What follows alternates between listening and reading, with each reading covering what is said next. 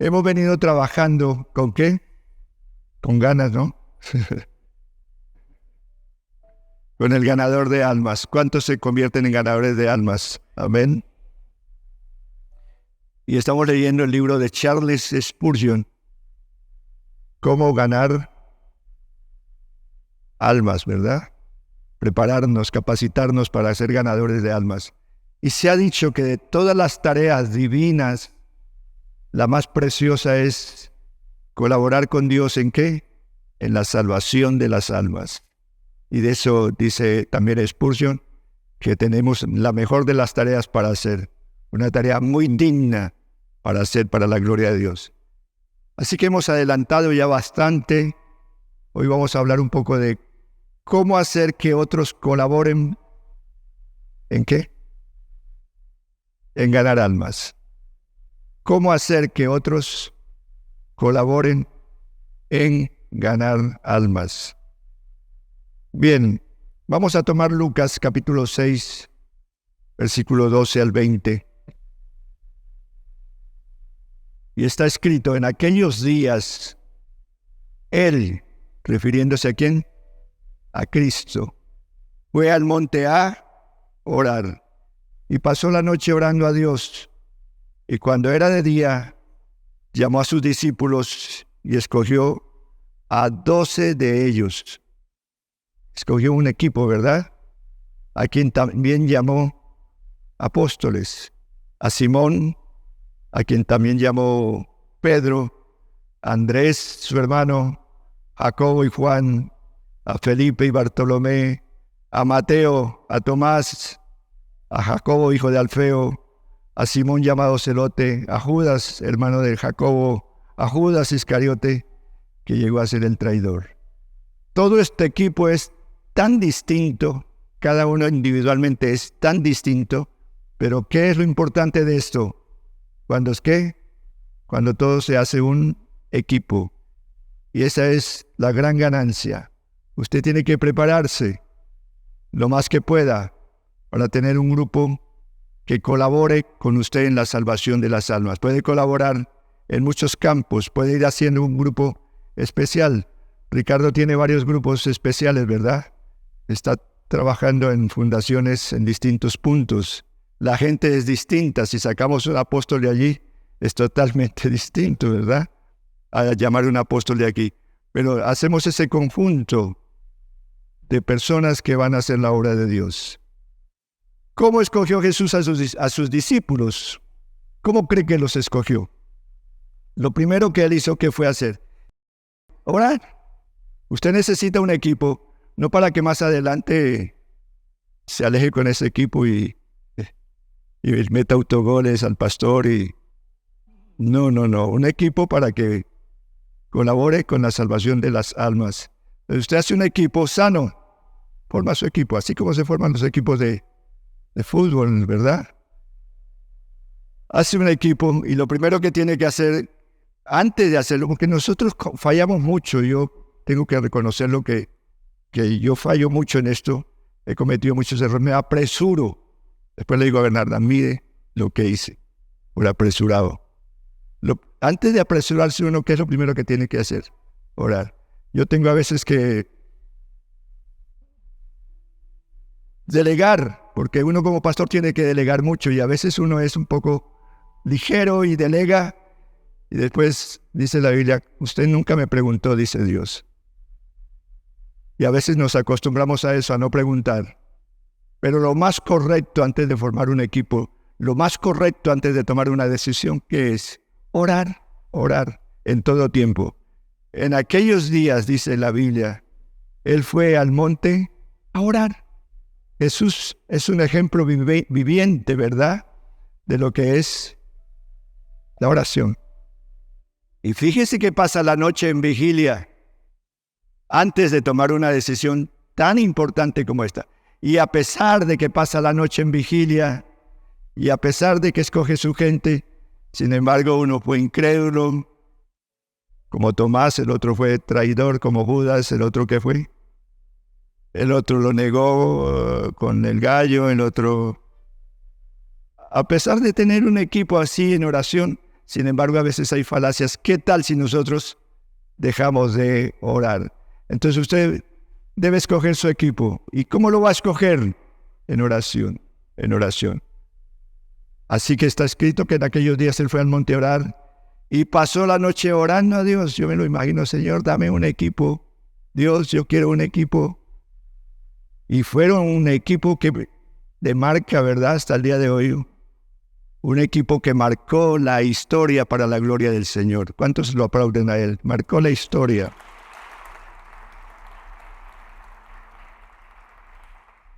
Ahora, cuando él termina su oración, llamó a sus discípulos y escogió a 12 de ellos, a los cuales también llamó entonces, como hemos dicho, apóstoles. Pero si usted tiene un equipo, ¿qué tiene que hacer con ese equipo? ¿Qué hizo Jesús con ese equipo? Les enseñó a predicar y a orar por los enfermos y les dio autoridad. Ahora, si usted va a formar un equipo, fíjese que usted sea un experto, un maestro, para dar un discipulado. La iglesia da aquí discipulados, pero este discipulado que Jesús da a sus discípulos es tan importante. Esa escuela los lleva a una universidad, los enseña. Antes de mandarlos, ¿qué hace Él? Los enseña, los mete en la universidad del Espíritu, les aconseja, los vivifica, los prepara. Siempre he dicho que una cosa es que Dios te llame y otra cosa es que Dios te envíe. Y entre llamado y enviado hay una preparación. Antes de que usted sea enviado debe ser preparado, porque aún en tantas áreas, por ejemplo, uno mira a Jesús cómo prepara a sus discípulos y es interesantísimo prepararlos en paciencia, dice el libro, ¿verdad?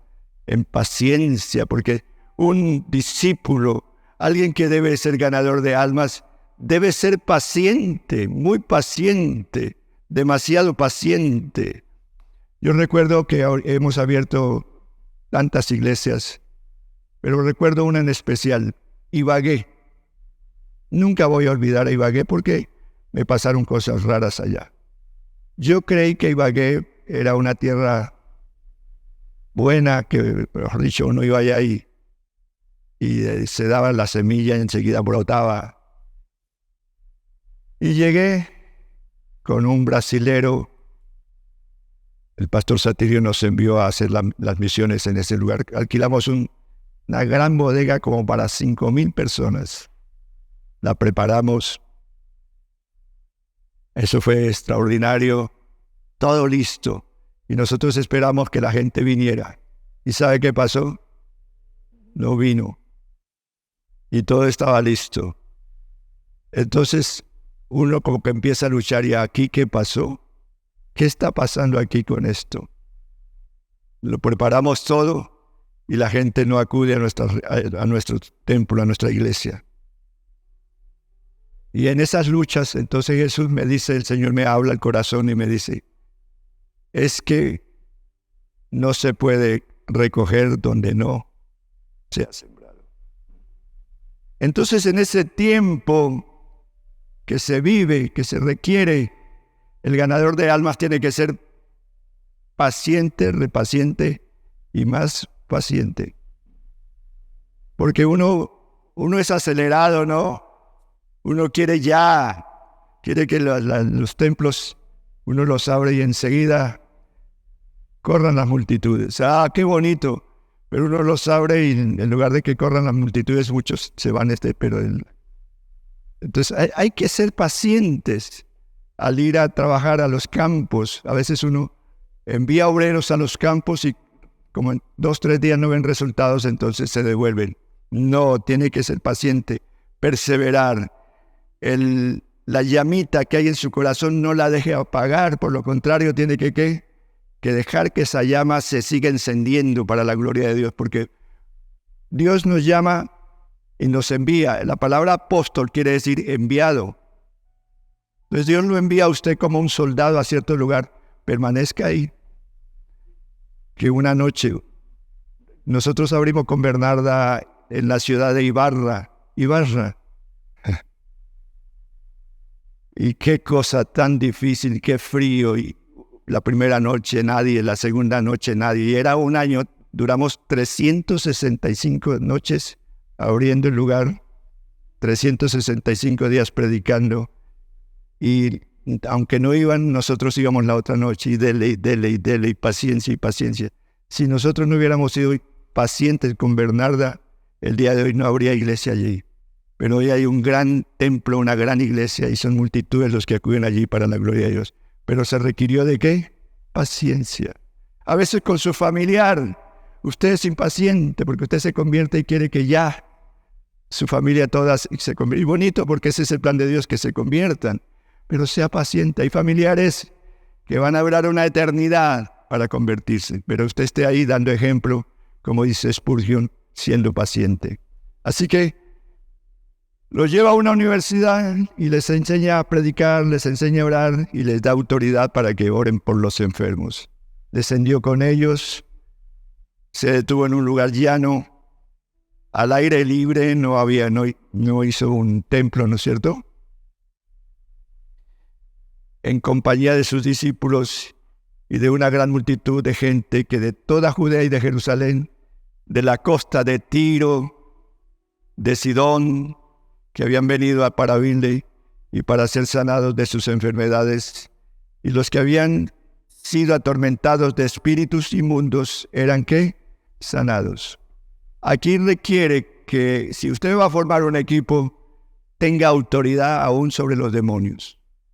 Y para eso hay que estar en oración, hay que estar en ayuno, hay que estar en una búsqueda continua y pedir esa autoridad al cielo. Padre, dame autoridad aún para echar fuera demonios. Igual, Jesús dijo, no se muevan, le dijo a su equipo. ¿Qué le dijo? No se muevan hasta que sean investidos de autoridad. Porque usted va a predicar y le sale un endemoniado, entonces usted le dice al demonio, vamos a ver quién corre más. Pastor, venga, ayúdeme. Sí, tiene que prepararse. Tiene que prepararse espiritualmente para sí mismo preparar a sus discípulos, a su equipo. Jesús fue y se preparó antes. Qué bonito, qué ejemplo más hermoso. Así que hay que tener autoridad con esos espíritus inmundos. Hubo una época en que se disparó en Colombia y en Latinoamérica esto del apostolado, que todos querían pasar, ellos se ascendieron de pastores apóstoles, y todos eran el apóstol, y hasta se hacían así con el apóstol, como está apóstol. Y bonito, porque el título apóstol, pero el título apóstol es enviado, y apóstol se le dice al que abre iglesias. ¿Usted qué me viene a decir que apóstol? ¿Cuántas iglesias ha abierto? No, yo no, solo soy apóstol. ¿Apóstol de qué? Sí. Y en Perú hubo una reunión de apóstoles, imagínense eso. Vengan, gran reunión de apostolado. Y eso vino para gente de toda parte, todos eran apóstoles. Pero estos apóstoles fueron probados si verdad eran o no. Y resulta que uno de esos apóstoles se endemonió. Y entonces el primero que se metió debajo del púlpito fue el que estaba predicando. Y todos los otros apóstoles salieron corriendo. No son títulos, no se trata de eso. A veces peleamos por título y que lo deleguen. Y a veces me dicen a mi pastor, ¿y yo cuándo voy a ser pastor? ¿Y yo cuándo voy a hacer esto? Es la autoridad que debemos tener de parte del Señor para todas estas cosas. Aplaudimos a Jesús, amén, amén.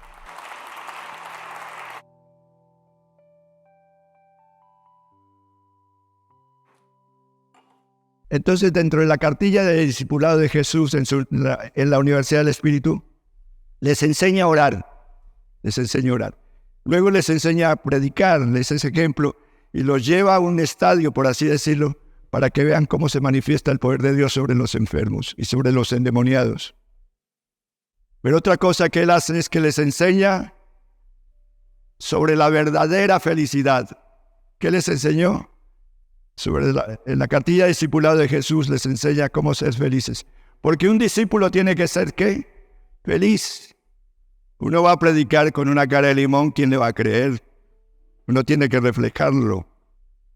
A mí me alegra mucho las personas que uno las mira y su rostro lleno de paz, resplandece, es una felicidad, es una bendición.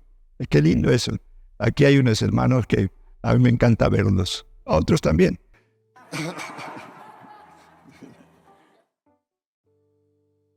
Estos días vino una mujer y creo que Ariel hizo el llamado que ¿cuántos quieren venir a Jesús? Y vinieron como 8.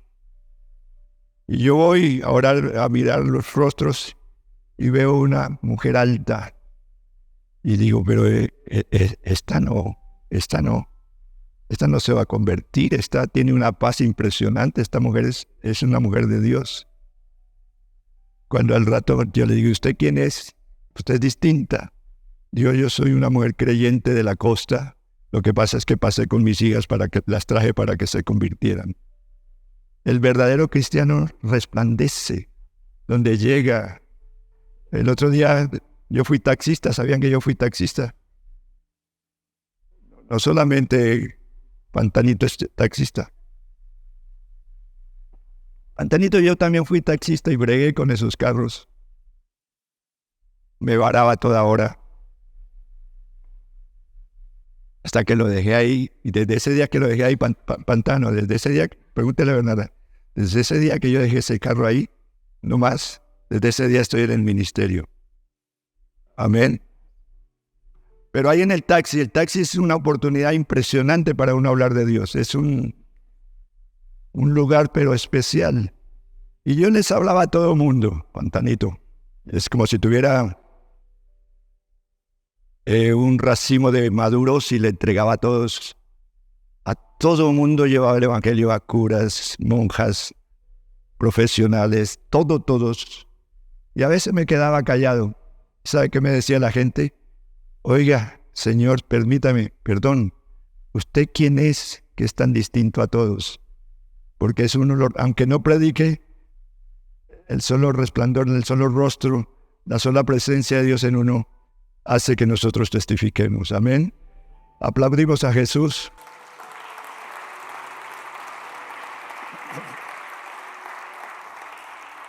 Así que enséñele a su grupo a ser feliz. ¿Tiene un grupo bíblico? Enséñele a ser feliz. No llegue a pelear con el grupo.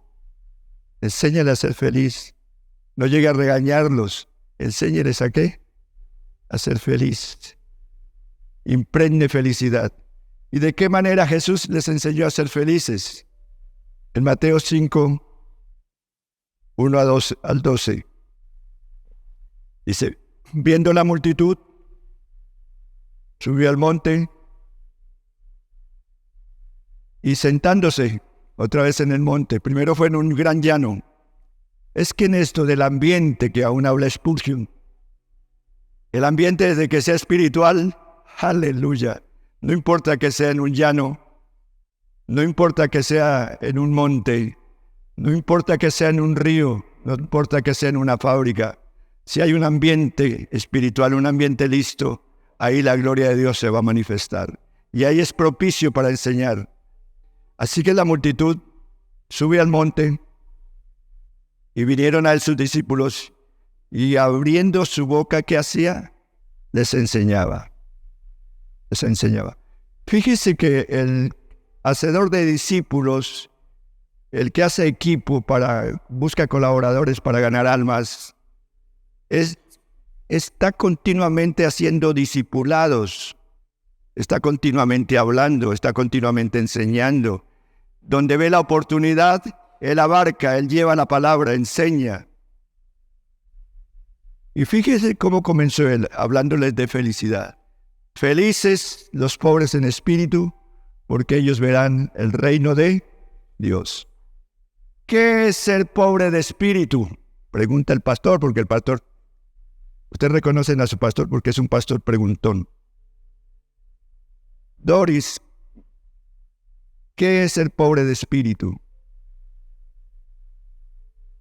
¿Quién me dice qué es ser pobre de espíritu? Porque el pobre de espíritu dice aquí que es feliz, es bienaventurado. ¿Qué es pobre de espíritu? Y es más, dice que de ellos será el reino de los cielos. ¿Qué es pobre de espíritu?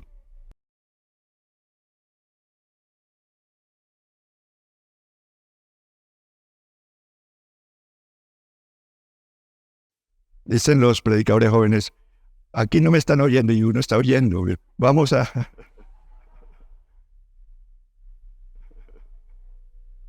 Disculpe. El que reconoce que necesita de Dios. Es que a veces la gente cree que pobre de espíritu es como alguien enfermito como yo. Con un letrero aquí que dice Parkinson. ¿Qué es ser pobre de espíritu? El humilde. Isaías lo dice, ¿no? ¿Qué dice Isaías? Pero miraré a aquel que es pobre en espíritu y que tiembla ante mi palabra. Qué lindo eso. ¿Se lo repito? El pobre de espíritu es cuando vea al pastor temblando, diga, yo también quiero temblar, pero temblar a la palabra. El que tiembla a la palabra. Ese es el pobre de espíritu. Feliz el que tiembla a la palabra, el que es obediente, el que reconoce que necesita de Dios, ¿verdad? El que reconoce que necesita de la palabra. Entonces, dentro de su equipo, hay que crear un ambiente común, feliz, de gente que tiembla ante la palabra de Dios, que la ama, que la reconoce, eso es muy lindo. Porque de ellos será ¿qué? Reino de los cielos. Fíjese que Jesús trabaja con sus discípulos para que sean felices y para que sean felices aquí y para que sean felices allá también. Bienaventurados los que lloran, porque ellos recibirán consolación. Bienaventurados los mansos, porque ellos recibirán la tierra por heredad. Y ahí Jesús enseñó sobre la mansedumbre mucho, ¿verdad? Venid a mí todos los trabajados y cargados, que yo los haré descansar, y aprended de mí, que soy manso y humilde. Oh, aleluya, eso es lo que se necesita. Esas son las etiquetas que se necesitan para participar en un equipo como ganador de almas. De eso se trata la felicidad. Bienaventurados los que tienen hambre y sed de justicia, porque ellos serán saciados. Bienaventurados los misericordiosos, porque ellos alcanzarán misericordia. Y es que para ganar almas uno tiene que ser misericordioso. Si uno no es misericordioso, muy difícil va a tener que ganar almas. Se le dificulta todo. Debe haber una pasión en uno, debe haber un deseo, debe haber un... No importa quién sea, debemos llevarle el mensaje, porque el Señor no hace ¿qué? Acepción de personas. Bienaventurados los de limpio corazón. Fíjese eso, ¿no? Oh, aleluya. ¿Cómo va a ser el que va a integrar mi equipo? Limpio de corazón. Fíjese el testimonio. No lleve uno que está por ahí todo raro, porque de pronto hasta no solo le daña el grupo, sino lo tuerce a usted. Pero, bienaventurados, felices los de limpio corazón. Felices los pacificadores, porque ellos serán llamados hijos de Dios. Usted es un pacificador, pero necesita al lado suyo gente pacificadora. Fíjese que uno nombra un grupo rápido. Venga, voy a abrir un grupo. Venga usted. Venga, flaco. Usted que toca piano, usted es el que yo necesito. Usted que le gustan las misiones, venga, hermano. Venga, man. Ay, mire qué grupo. Y este que es el director del púlpito, venga. Ay, metamos la pastora también. Pastora. Mira qué equipo tan bonito. Pero es un equipo que formamos como lo hizo... ¿Cómo lo hizo qué? Lo hizo Samuel. Samuel lo llamaron a formar un equipo, a buscar uno solo para ser rey. Y él se fue y dijo, ay, este es, porque este es el que dirige el púlpito. Este es alto, es bonito, chino. Ay, qué bueno, tiene una esposa toda chusca. Este es. Y el Señor le dijo, ese no es. No mires a su parecer, ni lo alto, ni los ojos, porque yo no miro eso, sino miro ¿qué? Este sí es. Tiene buenos hombros, una buena corbata, y tiene energía, es dinámico. Este es. Esos son los candidatos políticos. Este no. Y este flaco sí hay que darle algo para que engorde, porque...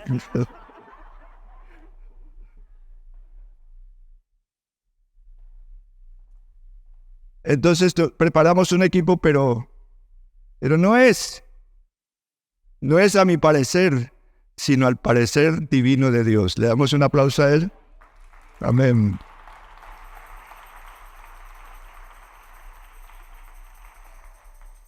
Otra clase de felicidad. Felices los que padecen persecución por causa de la justicia, porque de ellos es el reino de los cielos. Posible que usted va a sufrir persecución, tiene que estar preparado. Si usted es un predicador, va a recibir constantemente persecución. A nosotros nos atacan mucho por los medios, las redes. Eso, somos blanco de eso fácilmente. Pero aquí estamos porque sabemos a quién servimos, ¿no? Felices los que sois cuando por mi causa os vituperen y os persigan y digan toda clase de mal contra vosotros, mintiendo. Gozaos, fíjese eso, feliz, gozoso y alegre, qué tripleta.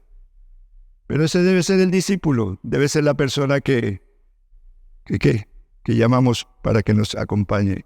Gozaos y alegraos porque vuestro galardón es grande en los cielos, porque así persiguieron a los profetas que fueron antes de vosotros. Otra cosa que hizo el Señor fue, les enseñó a amar a sus enemigos. Esa es la cartilla de discipulado del Señor. Muy completa, por cierto. Muy bonita. Y está ahí en los evangelios para que usted la lea. Pero a vosotros los que oís, os digo, amad a vuestros enemigos. Cuando yo me convertí, qué conflicto con esto. Porque yo no conocía la Biblia. Un día tuve que ir y decirle, Señor, yo no entiendo ni mu de este libro. Te pido, y encontré un texto que decía, si alguno está falto de sabiduría, pídale a Dios que la dará. Y yo le creí a Dios. Y le Dios, yo no entiendo nada de la Biblia, yo no entiendo ni mu. Yo te pido que me des sabiduría, que me ayudes. Y bueno, y uno convertido y empieza esa persecución en el lugar donde trabajamos con Bernarda. Empieza por todo lado la gente a perseguirnos, a perseguir duro. Algunos me gritaban, pastor, y luego empezaban a reírse, pastor alemán. Otros me ponían en el locker mujeres desnudas. Era hazme reír de todos, me tiraban cosas, me impulsaban. Y yo aguante, y uno que está ahí recién convertidito, aguante. Y yo, Dios, ¿qué hago? Y abría la Biblia y dice, ame a sus enemigos. Ay, no. ¿Cómo así que? Eso es una locura. Es una locura. Y uno tiene que, como discípulo, ganador de almas, el ganador de almas tiene que amar a sus enemigos. Uno no le cae a toda la gente bien. Es posible que muchos de los que están acá y los que nos ven por redes, hasta yo ni les caiga bien. Otros le ponen a uno apodos, otros lo señalan, otros dicen que aquí, que allá. Pero en estas condiciones uno debe decir, Señor, dame gracia con esa persona, con ese equipo, y orar por ellos. Y ahí las cosas empiezan a cambiar de una forma extraordinaria. Yo lo he hecho, y cuando lo he hecho, las personas que han estado en contra mía y señalándome, se convierten en personas que vienen a apoyarme, a ayudarme en una forma muy bonita, que siempre van a estar al lado de uno con fidelidad. Es cuestión de orar. Así que a vosotros, los que oís, ¿qué? Os digo que ¿tiene un enemigo? Ore por él. Échenle una oradita. Gracias a Dios por él, ore por él. Bendígalo. ¿Sabe qué yo hacía? O hago, si hay que hacerlo. Los invito a tomar café, les gasto empanadas, me vuelvo todo amplio con ellos. Eso funciona. Haced bien a los que os aborrecen, mira. Bendecid a los que os maldicen y orad por los que os calumnian. Al que te hiera en la mejilla, preséntale también la otra, y al que te quite la capa, de aún la túnica, le niegues. Otra cosa importante, les enseñó a dar. ¿Qué más les enseñó el Señor? A dar. Eso tiene que enseñar a su equipo a dar. Hay personas que dicen, no, ese está muy nuevito, no le enseñemos eso. ¿Cómo lo va a enseñar entonces? ¿A ser tacaño? ¿A ser qué? ¿Qué es la clase que le va a dar? La Biblia dice que hay que enseñar a dar. Dad y se os dará medida buena, apretada, remecida y rebosante darán en vuestro regazo, porque con la misma medida con que medís, os volverán a medir. El discípulo, el ganador de almas, debe ser ¿quién? Una persona dadivosa. Amén. El que gana almas es sabio, y el que da ¿qué? ¿Qué le pasa al que da?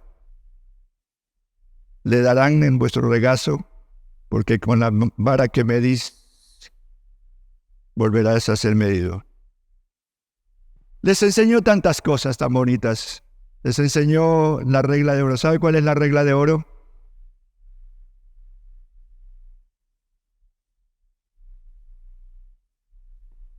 Lucas 6:31. Y como queréis que hagan los hombres con vosotros, así también haced vosotros con ellos. Le repito el texto. Lucas 6:31. Y como queréis que hagan los hombres con vosotros, así también haced vosotros con ellos. ¡Qué preparación, ¿no? ¡Qué universidad y gratis! Sin pagar ni un solo peso. Jesús enseñó tanto. Lo aplaudimos a Él. Amén. Jesús enseñó tanto.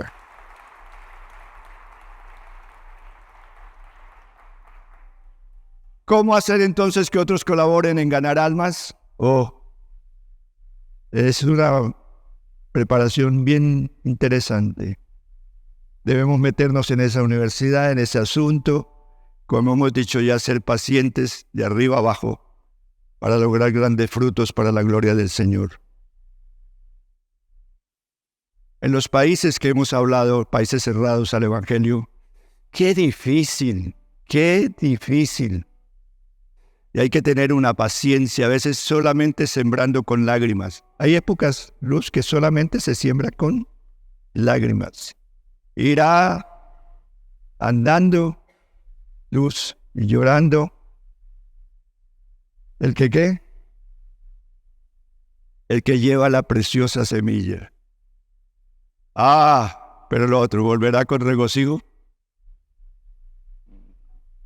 ¿Cuál será la recompensa? Que volverá con qué? Con regocijo. Así que de eso se trata el ganador de almas. Spurgeon da como 10 en su lectura del 109 al 124, la página que usted está leyendo. Y él dice que lo primero que para ganar, trabajar con el equipo, hacer que otros colaboren es paciencia. Porque de verdad, si va a venir un equipo a trabajar con uno tiene que tener una paciencia. Todos son tan distintos. Unos son mañosos, otros no, pero paciencia, paciencia, paciencia. Lo que les estaba diciendo, paciencia. El labrador, para participar de los primeros frutos, ¿qué tiene que hacer? Siembra y ¿qué?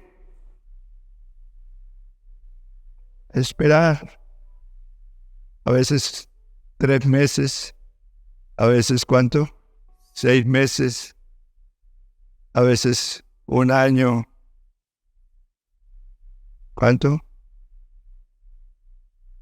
7 años. Sí. Dele. Pero al final veremos el fruto para la gloria de Dios. Paciencia. Número 2, adaptabilidad. Y hemos dicho que adaptarse a los ambientes, adaptarse a tantas cosas, adaptarse al equipo, adaptarse a los nuevos que vendrán. Tendremos todo eso, que es una grande bendición. Número 3, selección. Y eso lo muestra Jesús, que selecciona ¿qué? Sus 12. ¿Ya tiene su equipo? ¿Está pensando en su equipo? ¿Sí? ¿Está pensando en su equipo? No, lo primero que tiene que pensar es en orar por su equipo. Antes de pensar en ese equipo, los nombres de ese equipo. Cuarto, ya lo dijimos, Spurgeon también lo menciona, oración. Por eso tomé este pasaje de la Biblia, porque está todo encajonado ahí, tan bonito, como Jesús lo habla y como Spurgeon también lo expresa en su libro El ganador de almas. El quinto, ejemplo. Si hay alguien que dio ejemplo en todo fue el Señor, ¿verdad? Ejemplo. Colaboración. Y es que claro, en un equipo se necesita eso. Yo insisto a todos, inclusive yo le digo a los líderes, no me trabaje solo. A mí no me gusta que usted trabaje solo. Hay del solo, dice la Biblia.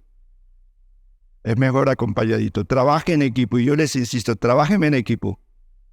Trabaje en equipo. Eso de solo no es. Se necesita colaboración, porque unos tienen un talento, otros tienen otro talento, y todos lo integramos y se forma un gran equipo para la gloria de Dios. Ambiente, ya lo hemos hablado. Me gusta eso de los ambientes que Jesús manejó y se los expliqué.